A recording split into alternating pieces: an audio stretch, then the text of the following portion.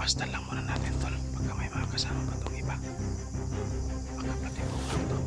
Ayan o, parang may minumonitor. Ayun. Wala. Orasyon sa paligid to. Nakita ko tol. Uy! Ako tol.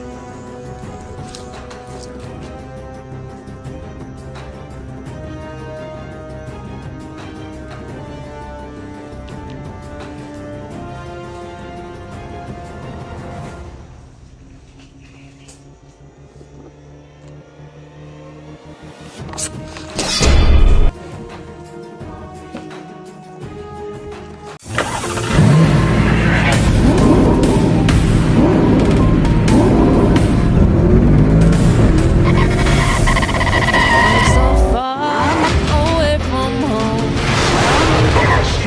Adventures TV.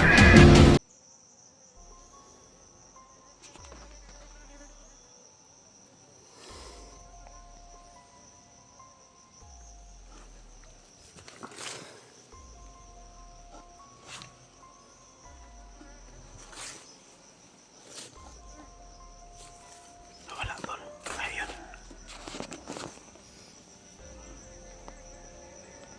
Parang nagmumonitor sa paligid tol, paika-ika. Ayan o.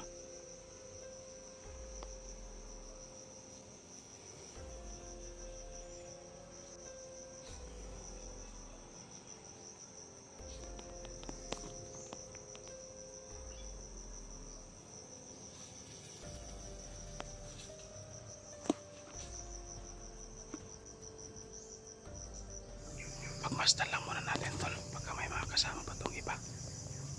Baka patibong lang to. Ayan o. Parang may minumonitor.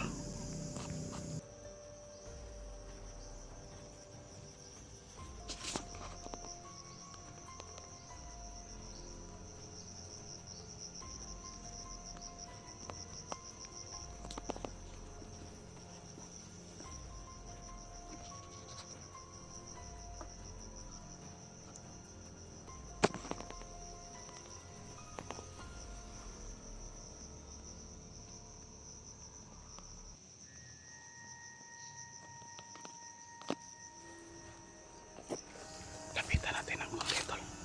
Baka makapabor tayo nito at ma-silent kill natin tol. Uy. Parang nagdadasal tol. Yan o. Parang may grabe tol. Malakas yung aura niya. Lalo na malakas yung aura niya tol. Parang nag-orasyon sa sarili tol. Nag-uusal ng orasyon tol. Yan o, mayon na.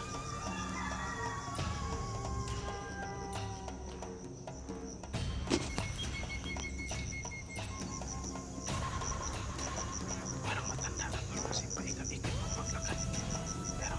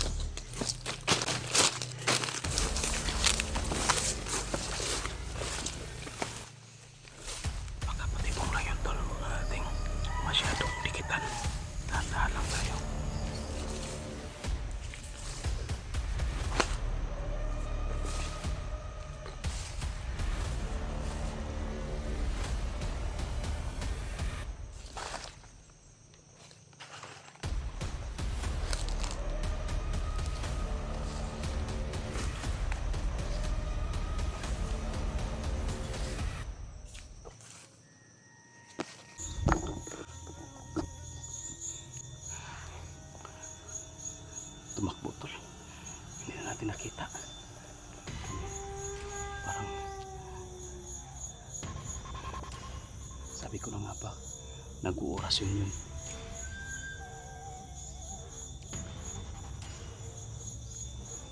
Sino kaya matanda na yun tol? Parang ang lakas talaga ng kanya. Lakas ng presensya niya. Lakas ng aura. Tsaka mabilis lang tayo nakita tol kahit nakatakot tayo. Sa kamera ko yung ginanyan ko lang yung kamera para makita natin siya sa video, pero yung katawan ko nakatago. Nakikita niya pa rin tol. Parang na-detect niya yung presensya ko tol. At nung tumakbo niya tol, bigla nang nawala yung presensya niya, kaya hindi natin makita sa paligid tol. Parang kahit matanda na, mabilis pa rin kumilos. Hindi pa rin. Nung natinignan natin tol, pa ikat-ikat lumakad. Pero nung makita tayo, mabilis pala tumakbo. Parang may abilidad yung matanda tol. Di ba kung matanda ba yun?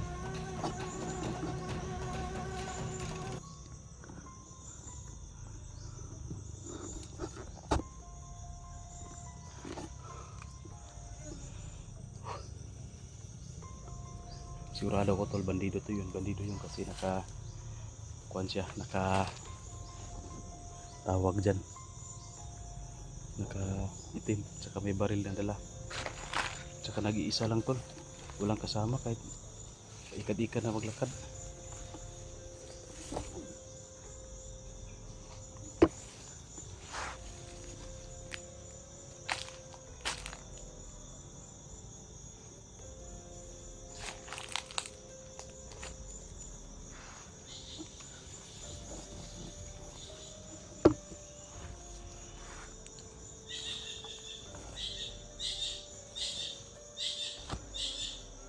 Wala na talaga.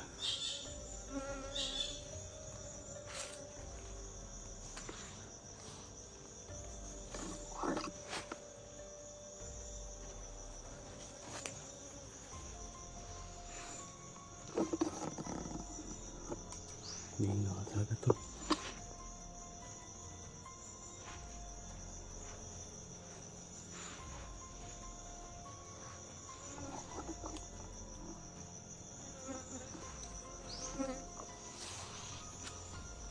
Uy!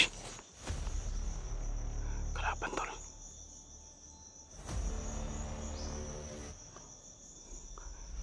Hindi yan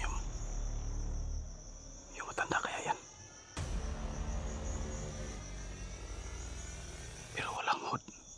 Naka-hood yung matanda.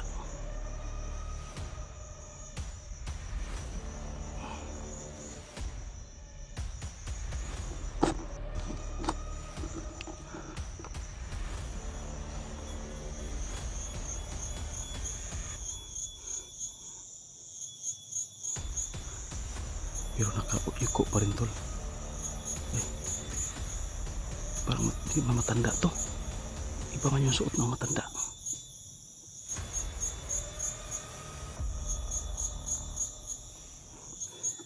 Pero bakit bumalik kung yung matanda ito?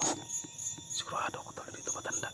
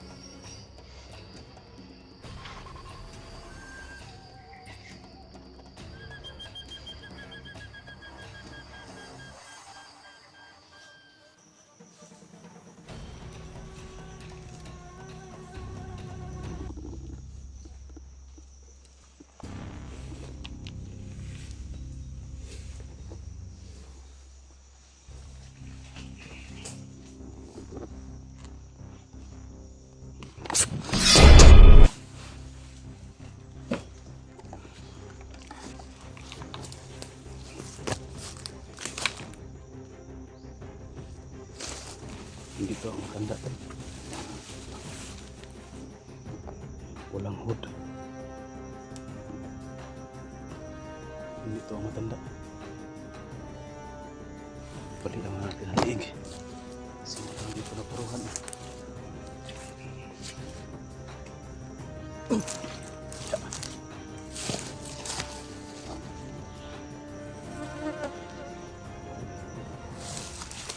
Hindi to yung matanda. Narinig natin to, sabi niya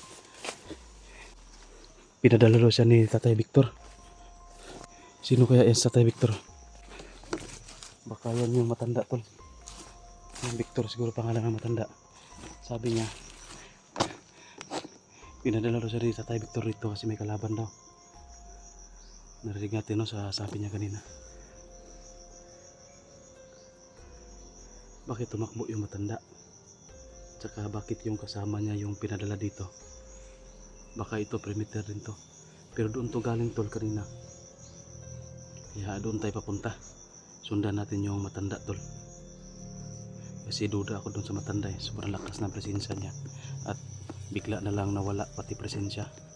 No, yung aura niya nawala din. Kasabay na pagkawala niya naglaho lahat. Kaya may motor naman doon sa kabilang bundok. Sa bundok na yun tol. Parang nasa tuktok ng bundok naka dumaan yung motor.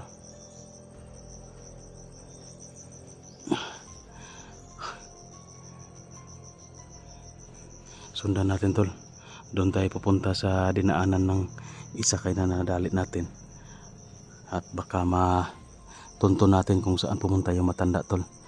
Kasi sobrang lakas ng presensya. Hindi kaya yun si Commander Lingkit. No? Baka yung matanda na yun, baka si Commander Lingkit yun ba? Sino kaya yun tol?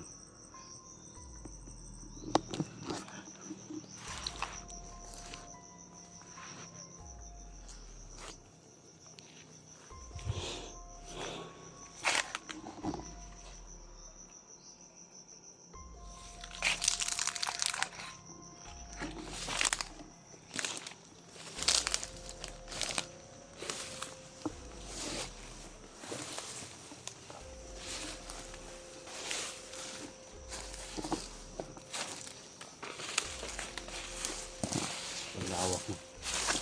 Patag na ito. Pero pinalibutan ng bundok. Bakilid.